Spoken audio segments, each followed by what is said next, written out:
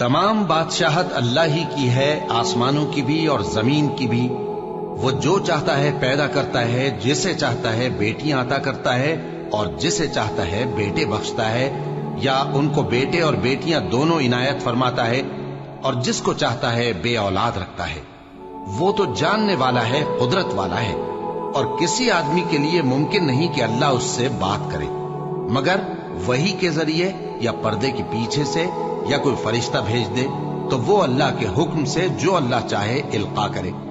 बेशक वो बुलंद व बरतर है, हिकमत वाला है। और इसी तरह हमने अपने हुक्म से तुम्हारी तरफ रूहुल कुदस के जरिए से कुरान भेजा है। तुम न तो किताब को जानते थे और न ईमान को, लेकिन हमने इसको नूर बनाया है कि इससे हम अपने बंदों में से जिसको चाहते हैं हिदायत करते हैं। और बेशक ए नबी तुम सीधा रास्ता दिखाते हो।